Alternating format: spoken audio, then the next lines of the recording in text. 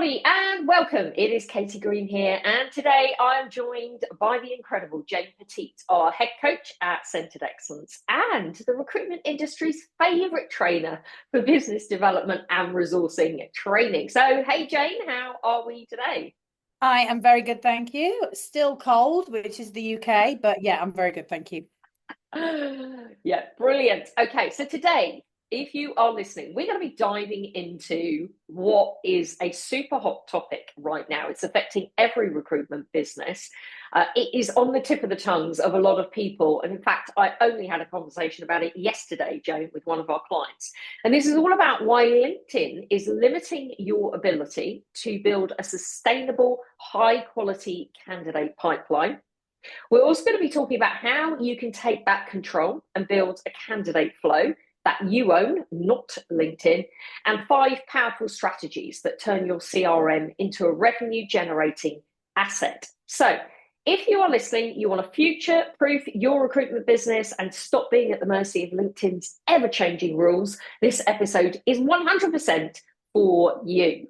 So, Jane, let's get into it. So the first thing we're going to kick off on is let's talk about how LinkedIn is affecting recruitment businesses and hurting recruitment businesses because, for years, Jane, LinkedIn has been, has it not, the ultimate tool for recruiters, right? Yes, I remember sadly when it first came into the recruitment market, Katy, and going, oh my God, like no longer am I having to cold call and ask the receptionist who I need to speak to because my clients are now publishing their details online. So that historic moment when our industry changed was because of LinkedIn. But how is it still changing? Well, exactly that, because what we're seeing now is that recruitment businesses are so dependent, and some solely dependent actually, on LinkedIn.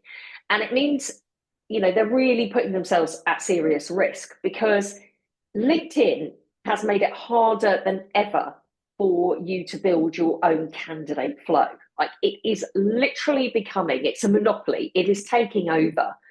And here's for why, because if you are a recruitment business owner, and I know many of them do, Jane, like loads of our clients, in fact, I hear our clients or people coming to us talking about, those premium accounts, the recruiter licenses, The really, really expensive ones. They are insanely expensive. And yet, what is interesting is these things are insanely expensive, but the reality is that they're not actually, the response rates of those licenses are dropping. Yeah. So yeah, they're not giving the returns as they used to. And so they're super expensive. The costs are continuing to rise. And despite those, I'm going to call them premium accounts and the in-mails that they have with those rates remain low. And that is because candidates are being bombarded with these messages from multiple different agencies. Ultimately, LinkedIn has become that CRM or go-to CRM for recruitment businesses. But we also know that their algorithms have changed and they're constantly changing. In fact, very recently they've changed. And that means that, those priorities of those paid ads and postings is making it even more difficult for you to reach candidates unless you are making, if you like, that significant ad spend on it. Yep. Yeah, and like, don't get me wrong, I have a very special place in my heart for LinkedIn. Like it's there's so much cool stuff and good stuff we can do on there. But I think the business risk that you're determining here is if LinkedIn is purely your business strategy, if there's nothing else outside of that, and if we're looking at LinkedIn and saying this is our primary source of candidates and we just get them from LinkedIn. And I know whenever I say to my clients when I meet them, tell me where do you get your candidates? They go, I get them from LinkedIn. And I'm like, okay. And then there's obviously then the fundamental question that follows from that, isn't there, of what if you didn't have LinkedIn anymore? Because Right. there's no certainty on that. Absolutely. Because the problem with LinkedIn is, you don't own that. You've got no data. So you're right. Any moment, LinkedIn, they restrict your access, or In fact, has happened to me. They suspend your account. You know, you go on the blacklist and you're in jail. You're in LinkedIn jail, and your entire candidate pipeline has disappeared overnight. Yep. You know, and that is a very, very risky position to be in. Not aside from the fact that candidates are being approached by multiple recruiters, multiple direct hiring managers using that system as well. So, you know, you're just in this black hole of everyone. You're not. And do you think it'll ever get to the point? I mean, my mind is just racing. Will it ever get to the point with LinkedIn where I'll let you know where my mind is. I got an email from my energy supplier today reminding me again that the costs were about to go up again. And as I read the email, I thought, well, there's not much I can do about this because I can't turn off my gas and electricity. Like I need gas and electricity. Yeah, I can go and look around, but everybody's a bit of the same. So do I just suck it up? How far will LinkedIn potentially go with that cost increase? That does it eventually become the biggest budget gets the best candidates? And as a recruiter, if you're talking about your USPs to your clients, you know, my USPs would be I'm outstanding at matching. I do really strong competency interviews. We get great network referrals from our candidates. Not necessarily I put the biggest budget into LinkedIn, so I get the candidates, as opposed to, you know, that great recruiter who's just set out on their own, but actually doesn't have the money in the bank yet to invest. That's your risk, isn't it? If you use LinkedIn purely, and LinkedIn has a place in recruitment companies, absolutely. But if you use it as your soul, if you keep your candidates on there, then all LinkedIn needs to do is send you a quick email and go, just so you know, we're going to increase the cost of this by another 2,000. And how far do we go until we eventually go, actually, no? Well, exactly. And this is why, really, you know, recruitment businesses need to stop relying on LinkedIn as their primary source, because I don't think they've got a choice. You've got to start building your own ecosystem. You've got to start, you know, building that high value and a revenue generating CRM for your business. That's what you need to do. So, because you're right, otherwise it's just going to become a cost war. But also LinkedIn's just going to become that job board, the one and only job board where everyone's searching, they're getting the same candidates. But actually you're only getting, as we were saying earlier, a really small percentage of the marketplace. So then this is going to impact your ability to deliver to your clients. But ultimately, you're not going to stand out at all from your competitors, because your competitors are going to get exactly the same people on that exact same search, potentially. And you're only going to get them when they're live on that same search. Because you know, as recruiters and as coaches, we spend a lot of our lives on LinkedIn. It's our playground. I can tell you now that my friend who's a maintenance engineer, Bob's on LinkedIn when he's looking for a job, and the rest of the time he's nowhere near that market. My friend that's a BDM, it's the same thing. When she was looking for a job, she went on LinkedIn. Now she's not looking for a job. She may open the LinkedIn InMail that goes to a spam email in a Hotmail account that she set up at university in 1998. But anybody that didn't capture her at the point when she was looking for a job and get them into a nurture sequence where they can control isn't going to access her as a passive candidate, because she doesn't go on LinkedIn. She's like me. She's in her 40s. She'll be on Facebook, which is a bit sad as we say it out loud. Well, exactly. And I think this is what's going to happen, is that candidates are getting so bombarded with information all the time, and it's so noisy on LinkedIn that they're going to get to the point where actually it's the same thing going to happen as it's done on Facebook, where people are going to move, or something's going to happen to LinkedIn, and all of a sudden, like you were saying earlier, it's like, where's your database gone? But I just want to caveat what we're saying here, because we are being quite brutal about LinkedIn for all the right reasons, because we know there's another way. But also, just to add to this, that it doesn't mean that it's not a place that isn't useful for recruiters to use as part of their resourcing and sourcing, you know, of top talent, isn't it? So, and there are ways in which you can actually utilize that tool. You've got to have the right strategy with LinkedIn. So it's not just the tool that's the value, it's actually the strategy that I'm using on LinkedIn that makes all the difference. And that is something, that definitely, we teach.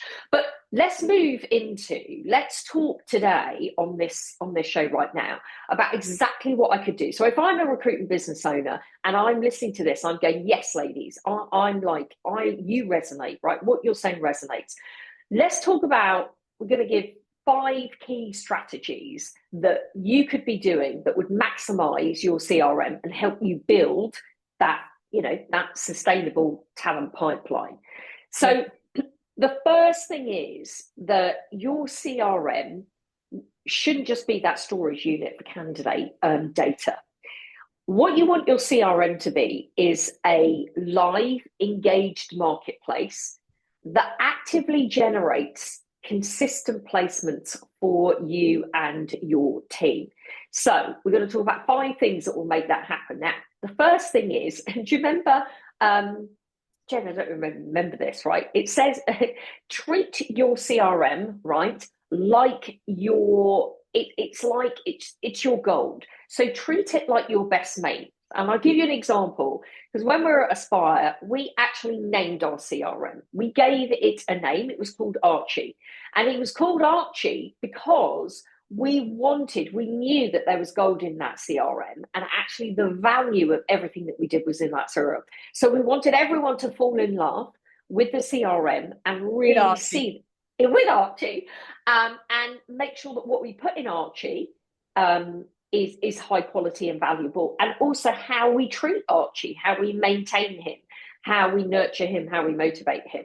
So maybe that's why I'm still single, Katy, after all these years, because my body still thinks I'm in a relationship with Archie. Maybe I need to break up. Well, Archie got a lot of love, and off the back of that lot of love, he actually became our highest delivering source for candidates and for placements. So there's a lot of good, that can happen in this. Fall in love with your database. So what we want to do is we want to make sure that your CRM is used effectively by your team. So instead of just storing those candidates, we want to be thinking about how can we find these candidates. So this is what we call like the intuitive searching. How are we going to be able to find these candidates? And that means that based upon things like their skills, maybe their marketplace, their discipline that they work in, even their availability, let's say for temps, or their seniority, salary levels, etc. Are they working? Are they not working? We want to be able to categorize and in some scenarios tag these candidates so that they're searchable. But we also want to make sure that we've got that intuitive searching happening within the database. So the first thing to be able to intuitively search is we've got to be able to put them into different categories. So it's really easy for your team to find them. The second thing that we need to do is make sure that we have that nurture sequence, right? So we want to know that we can find those candidates when they're passive, when they're looking to move. We want to know that we can regularly follow up those candidates, but we want that in an automated function so that it's really easy for us to find those candidates when they are ready. Yeah. And we can use things like AI, can't we? You can use like Boolean searches and things like that to find the right talent, but we've got to help our consultants to be able to actively find those candidates really quickly and easily on that CRM. So the first thing we want to do is make sure that they're not just seen as that storing, they're given love, they're categorized, they're followed up. We used to do something you'll probably remember, candidate management. Thursdays, every Thursday, we would do candidate management. Yeah. And this is really making sure, that your consultants are doing those regular follow-ups with those candidates and making sure that they're really getting the same amount of love as your clients are. Yeah. So that's the first thing. Yeah. In fact, let's talk about that in a bit more detail about that nurture and re-engagement system. Well, I think the thing is for some business owners, and I know that had definitely been a point in my career where I'd be thinking, oh, but Christ, our CRM's messy. We've had consultants Mm-hmm. come, we've had consultants go, people didn't tag them. And if your head is spinning into the world of overwhelm right now, I think you've got two options. Either one, just declare it from now. From now, we do it better. Or the other option, and one that we use, is we got a temp in for 3 weeks. And for 3 weeks, 8 hours a day, their role was to clear our database. So I think we got like a local uni student in. It wasn't the Yeah. most exciting of jobs, but we invested a small bit of budget because, again, if you run that price comparison between LinkedIn recruiter costs versus a 3, 4, 5, 2, whatever it is, 14, £15 an hour if you use UK. Obviously, if you use overseas, you can get it cheaper. Mm-hmm. To actually clear your data and then get you to a standing part. It may not be perfect, but done is better than perfect, as we always say. Mm-hmm. But then your CRM suddenly starts to look very, very different. And then we can put in automated follow-ups that will make the difference. And again, when I start to think automated follow-ups, when people hear me say the word automate, they think I mean by technology. Sometimes I automate through Mm-hmm. a human. So I mean that, whose job is it in the business? Certainly if you're in a candidate short market, whose job is it to ring the talent on your database and start at A and work to Z and then go again? Like, where is that nurture sequence? What does that look like? And what would be the impact if you had one? And again, because we're certainly in economies like we have at the moment, we're all, where's the jobs? We need more jobs, we need more jobs, we need more jobs. You and I both know we need jobs we can fill. And in order to fill them, we need the other 50% of the challenge in our market is the candidates. So what is happening with your candidates? Yeah, and you're right, because recruiters do have a bit of a reputation, don't we, on we only talk to people when we've got a When we job. need them. Yeah, exactly. And people are, that just doesn't build relationships, and that certainly doesn't build candidates that will come back to us. So that then means you've got to work 2 or 3 times as hard to go and find these candidates. But you're also right, when you've got a searchable candidate database, you've got talent at your fingertips. Like, we all know that one of the biggest carrots, one of a really great way of doing business development, is to actually dangle that carrot in front of a client, isn't it? Is to say, hey, Mr. Client, look, I can see that you're recruiting for X, Y, and Z. And actually, I can see, therefore, that you're struggling to find that candidate, or maybe they are. But here's what you're looking for right here. Hello. Yeah. And that we can use that candidate. But we've got to be able to get to those people faster than other people. So Yeah. if we know that we're all on LinkedIn and we're only going to get there as fast as LinkedIn enables us to do, which is putting all these barriers up, we've got to be able to find a way to get to them faster. So you're right, you could do monthly job alerts, you could do personalized updates using your CRM that you can't do on LinkedIn, for example. So many things you can do with your CRM. And for me, and maybe this is the more basic side of me, but I'm a big fan of basic, is sometimes you just have to appear in people's inbox, whether or not they even click to open the email. But you have to show up regularly for people to remember who you are. So I have people that come into my inbox, their coaching programs I've signed up to in the past, or the people I've seen online who I've signed up to their email list. I don't always open the emails because I'm busy, life's going on. I know I'm not going to be an active buying client for them at that time. But I also don't choose to unsubscribe because I know they offer value content. So even as a recruitment business, if you move a candidate from LinkedIn, you have a conversation with them, you get them onto your database, they say they're not ready right now, but from that point onwards, you're in their world consistently, whether that's a phone call once a month, followed by, I don't know, my mind can go wild. A WhatsApp alert, if your system is sophisticated enough, that says, hey, we've just put out a new blog post. If you're interested, go and have a read. And then followed by an email that's either weekly, 10 days, 2 weeks, 4 weeks, depends on your market, which I would probably argue is a little bit more exciting than these are the live jobs In we've got. mail. Mm. It just has Or some. even, yeah, or even being another email on LinkedIn that's bashing on your door, that's saying the same thing as every other recruiter. Because what you're talking about there is, and most CRMs have this functionality now, is SMS, or like Yeah. you're saying, WhatsApp. Yes, you're mentioning email sequences. You can do that, but also putting these into a nurture sequence that then is at the forefront of that candidate's mind, but you're actually interacting with them in a more intuitive but also engaging manner, because people Yeah. just don't want to be bombarded anymore. We're just in mails all the time.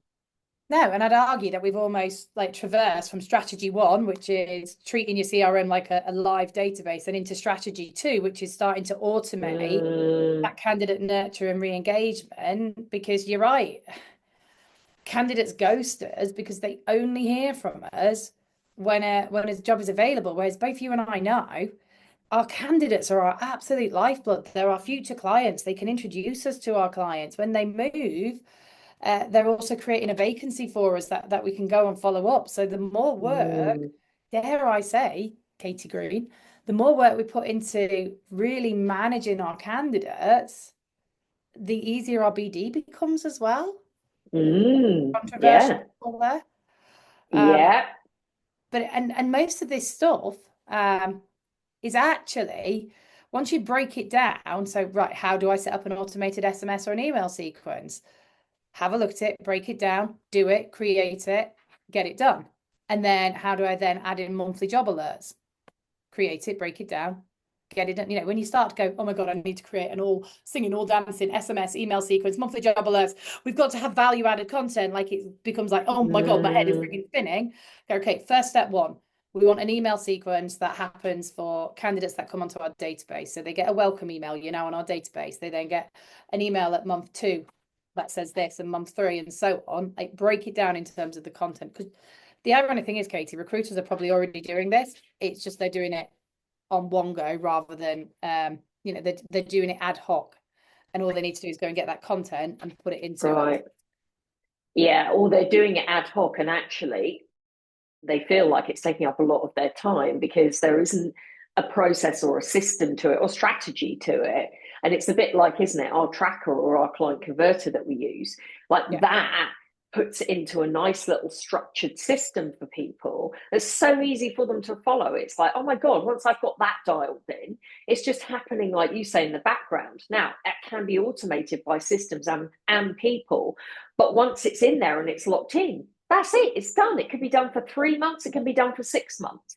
And then you don't have to worry about it. It's not taking up RAM in your head, because recruitment business owners have got enough going on without, having to think about that. So you can put things into that system or into that CRM, like you say, that will do the job and take care of it for you. So Yeah. let's also talk about what else you can do with that CRM, because your CRM is your asset, right? I was always told this when I was in recruitment. It's like, you've got to build your CRM.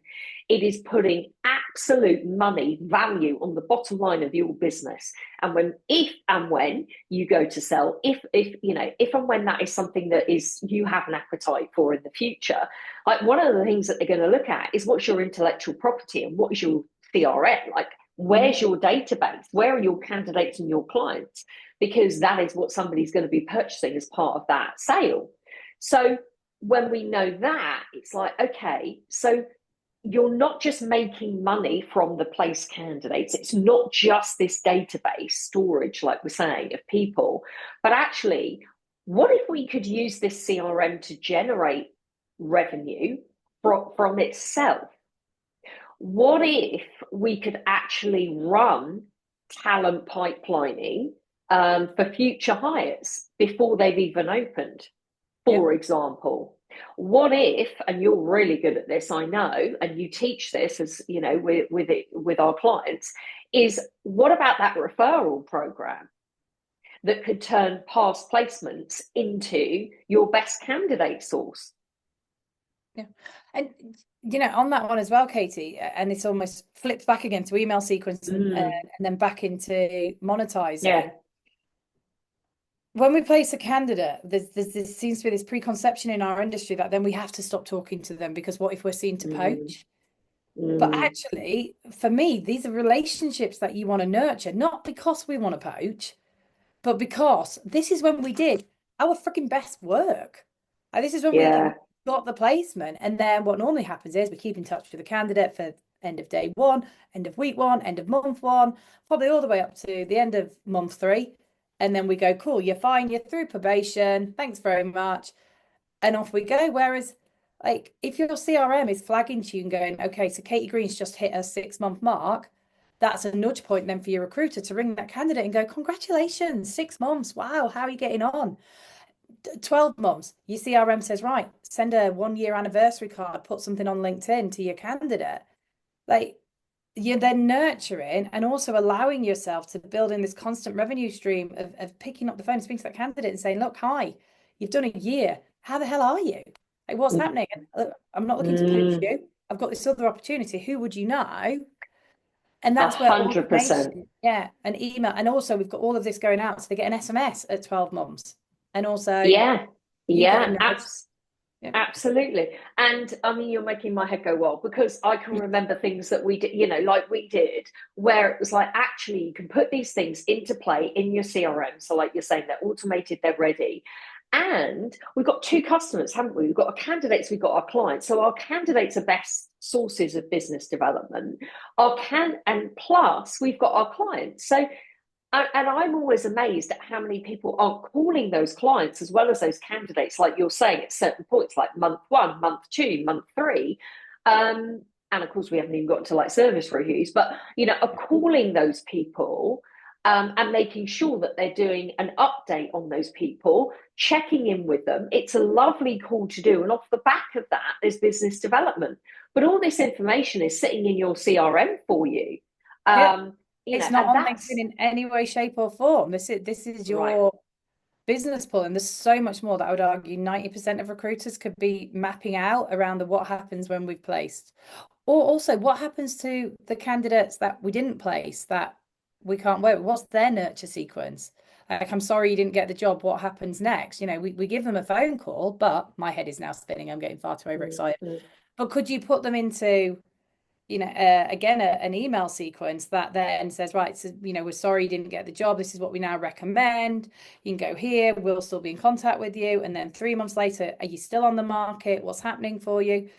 And again, I'm not saying any of this would replace the phone, because Katy, you know me well. I think all of this needs to be reinforced by the phone. But if they're not taking your call, then they're still getting contact from us from the CRM. And the CRM is the nudge point for all of this. It's the catalyst. So it's like LinkedIn is, dare I say, the queue where you go and find your people that you want to bring into your CRM. And your CRM, imagine it's a queue for like the local best new restaurant that's come in. And then they get into the restaurant, they come into your CRM, and then we wine and dine them. It's so true, because what we're talking about here is, your CRM is a possibility for you also to generate. Well, one, it's stability, isn't it? It's faster business growth, like we're saying. There's business development opportunities within that CRM. There's also more revenue streams.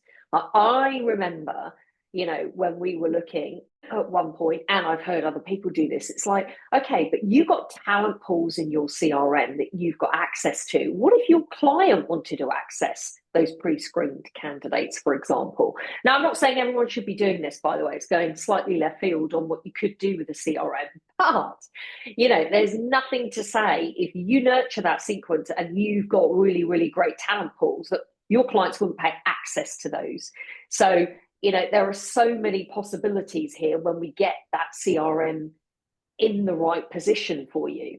Not to mention, actually, it's going to move us on really to another strategy. But, data in your CRM helps you to become that authority in your market, doesn't it? And really dominate your niche. It's like, okay, how are you using your CRM to really leverage your position in the marketplace?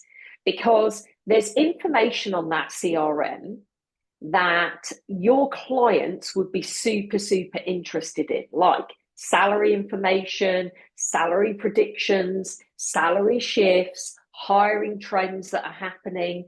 The amount of information that recruiters have that they hear about and that they get access to, and that if we could then capture that and make sure that that's actually put on our CRM, we can then start to give, data-backed insights to clients on what is going on in the industry, which positions any recruiter as a very integral hiring partner to their client, because strategically you can start to give business analytics and information to your client that's a competitive edge to them. Yeah. And this means, you know, yeah, you could be selling, well, you could sell, or you could just give it as part of your service, high value reports to your clients on what is happening in your industry.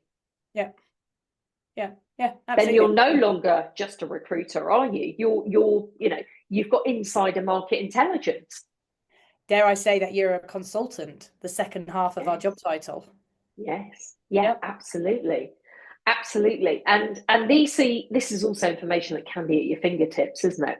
Yeah. Yeah. What else? What else can we do other than just collect candidates, for example, on those databases? So it's community, isn't it? Once they're on LinkedIn into your database, then it's what value can we add? Like, what can we do? So I work with a client at the moment, and we've been working on creating webinars and masterclasses for candidates, where they also get to network with their peers. And these can be done online, they can be done offline. It's that constant added value. We are associated with recruitment and therefore career. And actually, I was talking about this yesterday on one of my training calls about what we do for free in our industry. And if you're going to create a community around your database, think about career coaching, training. What can you offer to candidates? But this is stuff that they will pay for outside of our database. So actually being on our database is a huge USP for our candidates if we're going to give them this support that they need, whether they're on the market or not on the market.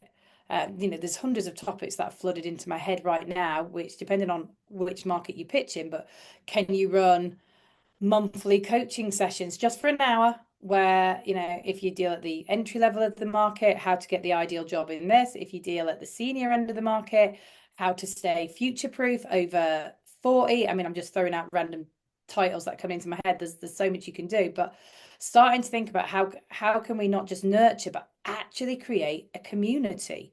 What does that look like?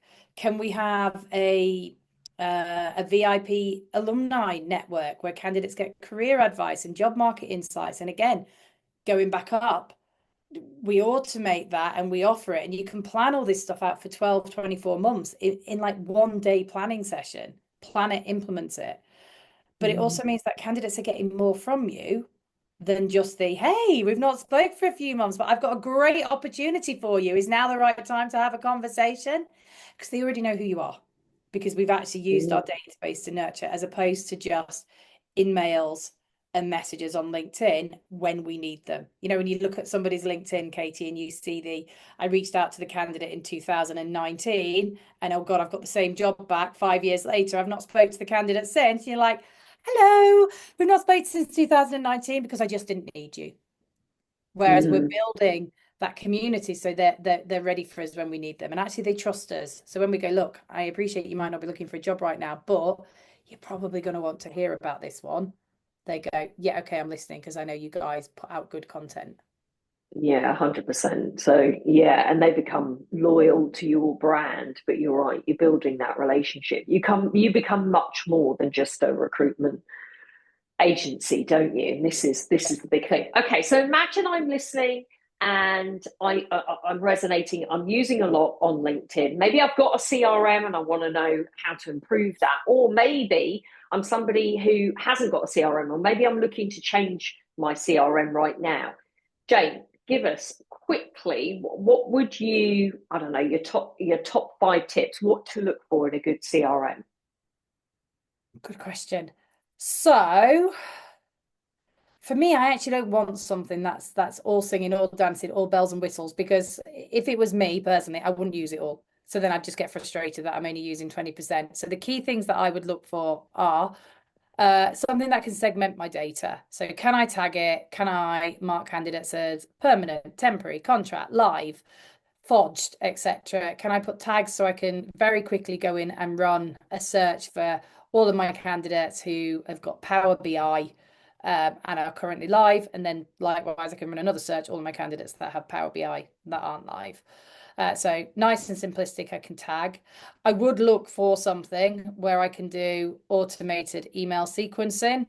mainly because if not, you have to invest in another provider. And then you've got to take all your data out, put it into somewhere else. And I think actually recruitment CRMs have massively evolved over the years, and that's a functionality they can offer. I would look for something that's got SMS functionality, or even better, WhatsApp, because there's not as much cost to it. To keep it simple, like you're saying, functionality, Yeah, use. Yeah. it's basically a prompter, something that will tell me. I remember years ago when CRMs were a lot more basic, and I used to open mine up and it would come up with a task list of what I had to do. The only problem was because I didn't really use that functionality, it had like over 1,000 tasks every day, so it was just defunct because I didn't use it particularly well, and it was clunky. It was years ago, whereas now I want my CRM to prompt me. So if it's 12 o'clock on Wednesday and I'm supposed to be following up with candidate or client A, that I'll get some kind of alert, or it'll merge into my diary. I'd look for that kind of, how easy is it? And actually, will it, I don't want it to ever get to where I've got 1,000 undone tasks, because I'm a recruiter. I've got quite high dynamo energy. I'm not great at admin. So if it's complicated, so that's what I'd be looking for, is let me test that. How easy is it? What do I have to do? And also, if I've got a recruitment team, as a recruitment manager, I can tell you I've tried for years to get my team to use the database well. And in all the people I coach, one of the biggest questions is, oh, how do I get them to realize it has to be on the CRM? Like, we've got to tag it, etc. I want it to be really simple to use, because I'm going to be putting people on it that aren't that strong at admin. Yeah, definitely. Love it. Okay, thank you. So let's recap. Biggest takeaways from today's episode. So we've talked about the fact that LinkedIn is limiting your ability to build that high quality candidate flow, and relying on LinkedIn alone puts your recruitment business at risk. Whereas your CRM is your biggest untapped asset. But what we said here is the critical part is you've got to use it. You've got to use it, and you've got to use it right. So then we talked about 5 powerful ways you can build your own candidate flow.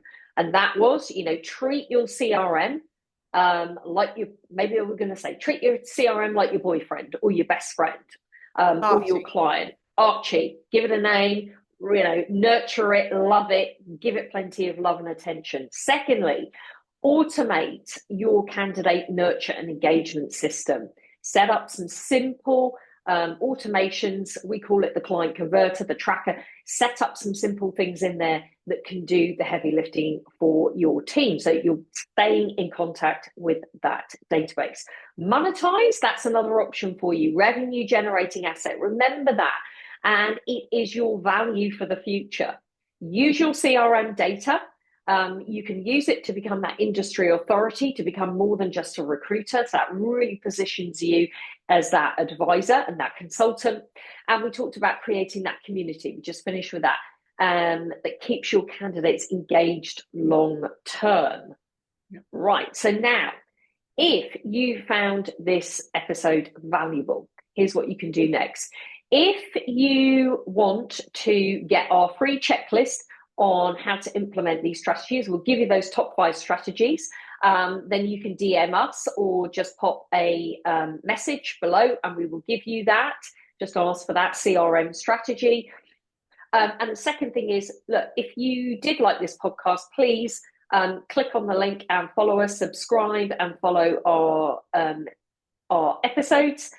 And just finally, really, thank you for listening. And remember to take back control of your candidate pipeline. This is your opportunity to start building that CRM that's going to add value to you, value to your business, and value to the long term. Because like we said, LinkedIn it's a dangerous place. It's everything that you need access to is outside of your business and on somebody else's platform. Yeah. So anything you want to add to that, Jane? No, I think you've covered it all. I think it's just being conscious. I think you've covered it all, then I'll keep talking. But it's just being conscious about it's, protecting your business further down the line. If your business is on LinkedIn, then it's with everybody. If you get it off LinkedIn, then you're creating something that's sustainable. Nice. Okay. So guys, thanks for listening today. It's been our pleasure, and we'll see you again on the next episode. Take care. Bye.